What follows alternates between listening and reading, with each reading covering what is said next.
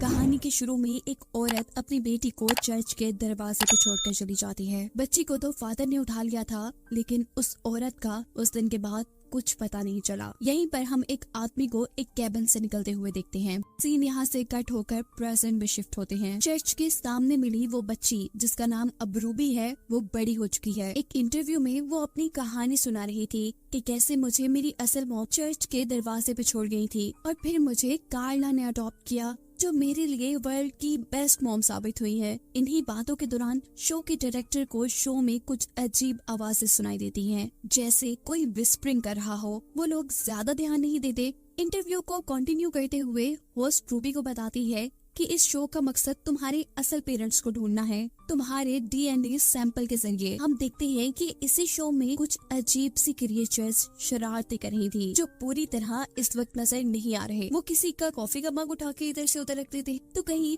Spotlights के switches उतार देते हैं, जिसकी वजह से स्पॉटलाइट रूबी के ऊपर गिरने ही वाली थी, पर एंकर उसे बचा लेती है। सबको ये एक नॉर्मल एक्सीडेंट लग रहा था कि तभी अचानक एंकर के सर पर स्विच लगता है और वो जख्मी हो जाती है। ये काम भी उन्हीं छोटी क्रिएचर्स का था। कुछ दिन बाद का सीन दिखाया जाता है। रूबी एक क्लब में म्यूजिक बैंड के साथ अपना काम कर रही थी और यहाँ मूवी के शुरू में दिखाया जाने वाला वो इंसान डॉक्टर हु रूबी पर नजर रखे हुए था। अगले दिन इसी क्लब में रूबी अपना काम कर रही होती है और आज डॉक्टर हु उसे सबसे अलग डांस करते हुए नजर आते हैं। रूबी को ये अच्छे लग रहे थे। हम देखते हैं कि छोटी क्रिएचर्स दोबारा रूबी को तंग कर रही हैं। वो रूबी की ड्रिंक का ग्लास नीचे गिराने ही वाले थे कि डॉक्टर हु उसे कैच करके टेबल के ऊपर रख देते हैं और रूबी से बात करते हैं। उसे बताते हैं कि मैं हेल्थ एंड सेफ्टी डिपार्टमेंट से हूँ। क्या तुम मुझे बताना पसंद करोगी कि तुम्हारे साथ ये अजीब काम अक्सर होते हैं, जैसे चीजों का गिर जाना, टूट जाना? रूबी हाँ में सर हिलाते हुए बोलती है, ऐसा इसलिए है कि मैं बहुत ज्यादा केयरलेस हूँ। डॉक्टर हु कहते हैं नहीं, इसकी रीजन इससे भी ज्यादा खतरनाक है। ये कहकर वो रूबी को कंफ्यूजन में छोड़कर ही यहाँ से जा चुके थे। अगले दिन रूबी अपनी फ्रेंड्स के साथ बाहर घूम रही थी। वो अपनी फ्रेंड्स को बताती है कि मैं बहुत चीजें खराब करती हूँ और इसी वजह से मेरी जॉब भी चली गई है। मुझे लगता है कि मेरे साथ कोई बैड लक चल रहा है। ये लोग एक टैक्सी में बैठते हैं और उसी टाइम सिग्नल रेड हो जाता है। इनके ऊपर एक स्नोमैन का स्टैचू था, जिसके स्क्रूज भी वो छोटी क्रिएचर्स खोलती हुई नजर आती है। इससे पहले कि वो स्टैचू उनकी गाड़ी के ऊपर गिर जाता और उनकी गाड़ी का एक्सीडेंट हो जाता, डॉक्टर हु अपने डिवाइस से सिग्नल को ग्रीन कर देते हैं। गाड़ी आगे चली जाती है और ये स्टैचू डॉक्टर हु के ऊपर गिर जाता है। इसके बाद डॉक्टर हु अपने टेलीपोर्टेशन कैबिन के अंदर बैठकर यहाँ से गायब हो जाते हैं। अगले दिन रूबी ग्रोसरी करके घर वापस आ रही थी और यहाँ भी वो छोटी क्रिएचर उसे तंग करने के लिए उसके ग्रोसरी बैग फाड़ देते हैं। रूबी बेचारी सारा सामान कलेक्ट करती है, पर अंडे टूट चुके थे। वो घर आकर ये सब अपनी मॉम को बताती है। उसकी मॉम बहुत खुशी से उसे बताती है कि हमारे घर आज एक नया बेबी आने वाला है। वो भी एक्साइटेड हो जाती है क्योंकि आज उसका भी बर्थडे था। रूबी की मॉम कार्ला, जिसने उसे पाला था, वो एक ऑर्फनेज चलाती थी, लेकिन रूबी को उसने अपनी बेटी की तरह पाला था। अपने घर पर वो अपने घर आने वाली इस छोटी बच्ची की जिम्मेदारी रूबी को देकर खुद घर से बाहर चली जाती है और तभी रूबी को उस एंकर की कॉल आती है जो मूवी के स्टार्ट में रूबी का इंटरव्यू ले रही थी। वो रूबी को बताती है कि तुम्हारे डीएनए के जरिए पूरी दुनिया से तुम्हारे असल मॉम डैड का पता नहीं चला। साथ ही वो रूबी से ये पूछ रही थी कि तुम्हारे साथ उस दिन के बाद से कुछ बुरा तो नहीं हुआ? मेरे साथ तो बहुत चीजें बुरी हुई। मेरे काफी एक्सीडेंट हुए, मैं बोर्ड से गिर गई। वो अभी भी बहुत ज्यादा इंजर्ड थी। वो अभी यही सब बातें बता रही थी कि अचानक उनके पास रखा क्रिसमस ट्री भी उनके ऊपर ही गिर जाता है और कॉल कट हो जाती है। रूबी को बेबी के रूम में रखे फोन के अंदर से कुछ आवाजें आती हैं, जैसे कोई उसे बर्थडे विश कर रहा हो। वो जल्दी से बेबी के रूम में जाती है और परेशान हो जाती है क्योंकि वहाँ दो बेबी थी ही नहीं। वो बेड के नीचे देखती है तो वहाँ उनका कैमरा रखा था। उनके कैमरे से एक पिक्चर ली गई थी जिसके अंदर हमें उस छोटी क्रिएचर का फेस नजर आ रहा था। रूबी उन क्रिएचर को ऊपर से जाते हुए भी देख लेती है और उसका पीछा करती है, जहाँ वो क्रिएचर बेबी को एक बास्केट में डालकर आसमान की तरफ ले जा रहे थे। रूबी भी उनकी सीढ़ी के ऊपर चढ़ जाती है और हम देखते हैं कि यहीं पर डॉक्टर हु भी आ जाते हैं, जो रूबी का पीछा करने की कोशिश करते हुए रूबी से पूछता है, आसमान से लटकी हुई इस सीढ़ी के ऊपर क्यों चढ़ रही हो? रूबी कहती है वो क्रिएचर्स बेबी को ले जा रही है। डॉक्टर भी जंप करके उसी सीढ़ी के ऊपर चढ़ जाते हैं और रूबी को इन क्रिएचर्स के बारे में बताते हुए कहते हैं कि इनका नाम गॉब्लिन है अब रूबी को इस सीढ़ी के ऊपर लटके रहने में भी मुश्किल हो रही थी। डॉक्टर उसे अपनी ऐसी ग्लव्स देते हैं जो आराम से रूबी का सारा वजन उठा सकते थे। ये सीढ़ी आसमान में उड़ने वाली एक शिप के साथ अटैच थी। डॉक्टर हु कहते हैं कि ये गॉब्लिन्स का ठिकाना है जहाँ पर गॉब्लिन्स बच्चों को खाते हैं और अब तो वो हमें भी खा जाएंगे। रूबी ये सुनकर डर जाती है और गॉब्लिन सीढ़ी से उन्हें ऊपर की तरफ खींच लेते हैं। गॉब्लिन्स ने इन दोनों को कैद कर दिया था। रूबी डॉक्टर से कहती है कि आज मेरा बर्थडे है। ये सुनकर डॉक्टर उसे बताते हैं कि अगर आज तुम्हारा और उस बच्ची का दोनों का ही बर्थडे है तो इसी इत्तेफाक की वजह से गॉब्लिन्स ने उस बच्ची को उठाया है, क्योंकि इत्तेफाक यानी कोइंसिडेंस बच्चों को और भी ज्यादा मजेदार बना देता है गॉब्लिन्स के लिए। ये गॉब्लिन्स इत्तेफाक, लक और ऐसी चीजों के पीछे जाते हैं। अब जैसे तुम्हारे साथ बैड लक थी, इसीलिए ये गॉब्लिन्स तुम्हारे पीछे पड़ गए। इन गॉब्लिन्स को आने वाले वक्त में होने वाले कोइंसिडेंस का यानी इत्तेफाकों का पहले पता चल जाता है। वो ये जान चुके थे कि क्रिसमस ईव पर तुम्हारे घर वो बच्ची आने वाली है। रूबी सवाल करती है कि आपको इतना सब कुछ कैसे पता? डॉक्टर कहते हैं कि ये सब मैंने अभी मालूम किया है। डॉक्टर हु ने इस टाइम अपने आप को भी छुड़वा लिया था, साथ ही रूबी को भी। वो यहाँ अपने गैजेट्स की मदद से इन दरवाजों को खोलने की कोशिश करते हैं, पर यहाँ पे कुछ भी मेटालिक नहीं था और उनकी डिवाइसेस मेटल्स पे काम करती थी। वो अब अपना दिमाग लगाते हैं और एक रस्सी को जोर से खींचते हैं और ऐसे ये लोग इस कैद से आजाद हो गए हैं। रूबी ने डॉक्टर को बताया था कि वो 2 बच्चे पैदा हुई थी और अब डॉक्टर के मुताबिक गॉब्लिन्स 2 बच्चे ही इस बच्ची को खाने वाले थे। ये लोग एक टनल के जरिए उस बच्ची को बचाने के रास्ते में थे और तभी उन्हें एक बेल की आवाज सुनाई देती है। 2 बजने में भी सिर्फ 3 मिनट रह गए थे।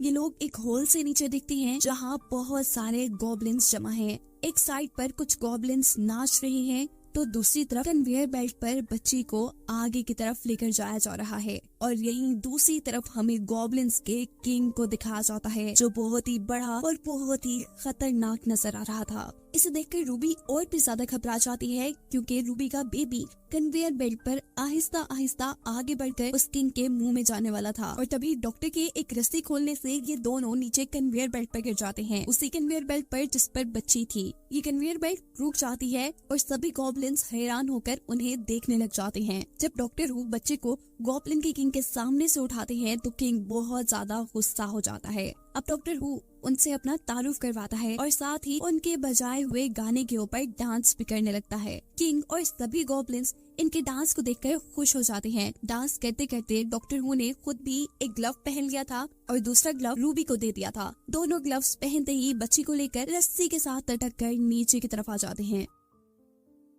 गॉब्लिन किंग इन दोनों को यहाँ से भागता देखकर बहुत ज्यादा गुस्से में आ चुका था, जबकि ये दोनों तो अपने घर पहुंच चुके थे। यहाँ डॉक्टर हु रूबी से अपना ग्लव्स वापस ले लेते हैं क्योंकि उनकी चार्जिंग बहुत कम रह गई थी। रूबी ये सारी स्टोरी अपनी मॉम को बताने वाली थी और डॉक्टर हु उसे ऐसा करने से मना कर देते हैं। रूबी जो कि अभी भी डरी हुई थी, उसे लग रहा था कि गॉब्लिन्स अपना बदला लेने के लिए यहाँ पर जरूर आएंगे। डॉक्टर हु रूबी से घर के सारे स्विचेस को चेक करने को कहता है, क्योंकि गॉब्लिन्स कुछ भी करते थे तो इस दुनिया में वो एक हादसा लगता था। डॉक्टर हु को लग रहा था कि गॉब्लिन्स यहाँ किसी किस्म का शॉर्ट सर्किट करवा देंगे। इस सब के बाद रूबी अपनी मॉम को बताती है कि उसके असल मॉम डैड का कोई ट्रेस इस दुनिया में नहीं मिला। ये सुनकर कार्ला खुश हो जाती है और कहती है, ये तो अच्छा हुआ ना, क्योंकि मैं तुम्हें किसी के साथ शेयर नहीं कर सकती। उनकी बातें सुनकर डॉक्टर कहते हैं कि मैं भी एक अडॉप्टेड चाइल्ड हूँ। Wow, coincidence. ये जैसे ये लफ्ज कार्ला के मुंह से निकलते हैं तो डॉक्टर हु उन्हें ये लफ्ज बोलने से मना कर देता है, क्योंकि जैसा हमें पता है कि गॉब्लिन्स कोइंसिडेंस के पीछे आते हैं तो यहाँ भी आ सकते थे, पर इस मर्तबा तो खुद भी डॉक्टर के मुंह से 2-3 मर्तबा कोइंसिडेंस का लफ्ज निकल गया था। ऐसा करते ही अचानक उनका घर टूटने लग जाता है। घर की छत में एक दरार आ जाती है और उनका फ्लैट आधा आधा बढ़ जाता है। डॉक्टर पूरे घर को चेक करते हैं और कहते हैं कि थैंक गॉड ये चले गए। ये शायद उनका गुड बाय गिफ्ट था, क्योंकि बेबी भी यहाँ पर सही सलामत थी। यहाँ तक के गॉब्लिन अपनी पिक्चर में से भी गायब हो गए थे। डॉक्टर इन सभी चीजों से तब तक खुश थे जब तक उन्हें ये नहीं पता था कि रूबी भी उनके घर से गायब है। बात सिर्फ यही खत्म नहीं हुई थी। रूबी सिर्फ उनके घर से गायब नहीं थी, वो अपनी मॉम की यादों से, इस दुनिया से हर तरह से गायब हो चुकी थी। इन सारी बातों का साफ मतलब था कि गॉब्लिन्स पास्ट में जाकर छोटी रूबी को अपने साथ ले गए थे। डॉक्टर को समझ आ जाती है कि उन्हें ही अब टाइम में पीछे जाकर इन सारी चीजों को ठीक करना होगा। अपने टेलीपोर्टेशन कैबिन में बैठकर डॉक्टर हु उसी रात में पहुंचती है जब एक और रूबी को चर्च के सामने छोड़ कर गई थी। यानी ये वही सीन है जो हमने मूवी के स्टार्ट में देखा था। डॉक्टर देखते हैं कि गॉब्लिन रूबी को ऊपर की तरफ लेकर जा रहे थे। डॉक्टर उनकी सीढ़ी के ऊपर चढ़ जाते हैं पर सीढ़ी टूट जाती है, जबकि दूसरी तरफ गॉब्लिन किंग रूबी को खाने ही वाला था। जिस वक्त अचानक डॉक्टर हु अपने सुपर ग्लव्स को पहनकर गॉब्लिन की शिप को नीचे की तरफ खींच लेते हैं। ये शिप चर्च के पिलर से टकराती है, जो पिलर गॉब्लिन किंग के पेट के अंदर स्टैब हो जाता है और गॉब्लिन किंग वहीं पर मर जाता है, जिसके बाद गॉब्लिन्स की शिप गायब हो जाती है। डॉक्टर नीचे गिरने वाली रूबी को कैच करके दोबारा चर्च के आगे रख देते हैं और वहाँ से दूर चले जाते हैं। वो देखते हैं कि चर्च के फादर रूबी को उठाकर चर्च में ले जा चुके थे, जिसके बाद वो दोबारा अपनी मशीन के अंदर बैठकर प्रेजेंट टाइम में आते हैं, जहाँ अभी भी रूबी का फ्लैट क्रैक हुआ था। वो रूबी को पहले की तरह देखकर बहुत ज्यादा खुश होते हैं। वो ये सारी कहानी रूबी को बता रहे थे कि अचानक उन्हें एंकर याद आती है जिसके ऊपर क्रिसमस ट्री गिरने वाला था। वो दोबारा अपने टेलीपोर्टेशन कैबिन के अंदर बैठकर उनकी भी जान गॉब्लिन से बचाने के लिए चले जाते हैं और इस मर्तबा मिशन पूरा करने के बाद वो वापस रूबी के पास नहीं आते, बल्कि रूबी उनको ढूंढते हुए उनके टेलीपोर्टेशन कैबिन तक पहुंच जाती है। रूबी जैसे ही इस कैबिन का दरवाजा खोलती है तो अंदर से ये इतना बड़ा होगा उसने तो सोचा ही नहीं था। ये देखकर वो बहुत ज्यादा इम्प्रेस हुई थी। डॉक्टर हु ने इन सभी की लाइफ की मुश्किलें ठीक कर दी थी, जो कि गॉब्लिन्स की वजह से यहाँ पे आई थी। कहानी के शुरू में कोई पत्थरों के छोटे छोटे टुकड़े करके जमीन में दफना देता है और यहीं से सीन शिफ्ट होकर मार्टिन नामी साइंटिस्ट को दिखाया जाता है, जो घने जंगलों के दरमियान गवर्नमेंट के बनाए रिसर्च एरिया में जाता है। हमें पता चला है कि इस वक्त दुनिया में कोई अजीब वबा फैल गई है, जिसके चलते आधे इंसान मारे जा चुके हैं। जमीन पर खाने की भी कमी हो गई है। गवर्नमेंट चाहती है कि कोई ऐसा तरीका निकाला जाए कि थोड़ी बची फर्टाइल जमीन से ज्यादा अनाज उगाया जा सके और दुनिया में बचे इंसानों के लिए खाने का मसला खत्म हो। इसी रिसर्च के सिलसिले में मार्टिन भी यहाँ आया था। पहले उसके कुछ फिजिकल टेस्ट किए जाते हैं, ये जानने के लिए कि वो भी वबा के वायरस से इन्फेक्टेड तो नहीं। टेस्ट क्लियर होने पे वो अपनी गाइड एल्मा से मिलता है, जो उसे जंगल के उस हिस्से में ले जाती जहाँ उसे रिसर्च करनी थी। इस वक्त जिस घर में मार्टिन रुका था वहाँ पर एक पेंटिंग थी जिसमें जंगल में खड़ी देवी को इंसानों की बलि दी जा रही थी। वो जब इस बारे में एल्मा से पूछता है तो एल्मा बताती है कि पुराने लोगों का मानना था कि इस जंगल में एक देवी है जिसको खुश करने के लिए ये लोग इंसानों की बलि भी दिया करते थे और वो नेचर का ख्याल रखती है। पर अब तो ये बच्चों को सुनाने के लिए कहानी ही रह गई है। खैर, मार्टिन यहाँ के लोगों से पूछता है कि पहले जो रिसर्चर्स यहाँ पे आए थे और जंगल में खो गए, उन्हें नई टेक्नोलॉजी के जरिए क्यों नहीं ढूंढा गया। जवाब में उसे कहा जाता है कि वो लोग बगैर गाइड के जंगल में गए थे। ऐसे में जंगल में गुम जाना बहुत आम सी बात है और जंगल में गुमना इंसान पे ऐसा खौफतारी कर देता है कि इंसान फिर जिंदा नहीं रहता। मार्टिन सिर्फ किसी रिसर्च के सिलसिले में नहीं यहाँ आया था, वो यहाँ किसी को ढूंढने भी आया था। जंगल में जाते हुए वो अपनी गाइड एल्मा को ओलिविया के बारे में बताता है, जिसके साथ उसने बहुत सारा रिसर्च वर्क किया था। वो सच में एक बहुत ही ज़हीन लड़की थी। वो काफी टाइम से इस जंगल में रिसर्च कर रही थी, पर पिछले 6 माह से किसी को उनका लेटर नहीं मिला। फिर जब ये आगे बढ़ते हैं तो इन्हें एक टूटा बिखरा कैफ मिलता है। एल्मा बताती है कि एक फैमिली इस जंगल में आई थी, पता नहीं उनके साथ क्या हुआ, लेकिन वो कभी लौट कर नहीं आए। ये सोचकर कि वो लोग मर गए होंगे, ये दोनों काफी उदास हो जाते हैं। रात होने से पहले ये लोग दोबारा कैंप लगा लेते हैं और इस रात इनके ऊपर कोई हमला कर देता है। न जाने किसने हमला किया था। इनकी आंखों में तो सिर्फ तेज रोशनी पड़ रही थी। इनको खूब मारा जाता है कि ये लोग बेहोश हो जाते हैं। होश आने पे ये देखते हैं कि इनको लूट लिया गया था। इनके पास तो जूते भी नहीं रहे थे। बिना सामान और जूतों के जब ये लोग आगे बढ़ते हैं तो मार्टिन के पाँव में बहुत ही गहरा कट लग जाता है। उसके पाँव पे पट्टी बांध देती है और उसे एक लकड़ी देती है जिसके सहारे वो जंगल में आगे बढ़ सके। और आगे जाने पे वो एक ऐसी जगह पे पहुंच जाते हैं जहाँ आवाज ही नहीं थी, सन्नाटा था वहाँ पे, हवा तक की आवाज नहीं थी। और अचानक इनके सामने अब एक आदमी आता है जिसे देखकर ये डर जाते हैं। वो आदमी कहता है डरने की जरूरत नहीं, मैंने बस इस लड़की को जख्मी देखा तो तुम्हारे पास चला आया। वो कहता है कि मेरे पास कुछ जूते हैं, तो मेरे कैंप पे आ जाओ, मैं तुम्हें जूते दे दूंगा। ये दोनों नोटिस करते हैं कि इस आदमी के पास तो काफी सामान था, शायद वो यहाँ काफी अरसे से रह रहा था। वो मार्टिन के पाँव का जख्म दिखता है जो बहुत गहरा था, इसीलिए वो उसके पाँव में टांके लगाता है, उसे पहनने के लिए जूते देता है, खाना और पानी भी। आखिर में कुछ मीठा पीने के बाद ये दोनों बेहोश हो जाते हैं। इससे हमें पता चलता है कि ये आदमी भी कोई अच्छा आदमी नहीं है। किसी खास मकसद से वो इन दोनों को अपने कैंप में लेके आया था। वो इन दोनों को मरे हुए इंसानों जैसे कपड़े पहनाकर इनकी तस्वीरें लेता है। दोनों को जब होश आता है तो ये एक कुर्सी से बंधे हुए थे। वो इस आदमी से अपनी जान की भीख मांगते हैं। वो आदमी इन दोनों को बांध कर जंगल के बिल्कुल दरमियान में ले आता है और इन दोनों से कहता है कि इस जंगल में कोई अजीब ताकत है, कोई देवी, और मैं उससे बात कर सकता हूँ। और एक मजे की बात बताऊँ, तुम्हारे यहाँ आना भी कोई इत्तेफाक नहीं, तुम्हें यहाँ लाया गया है।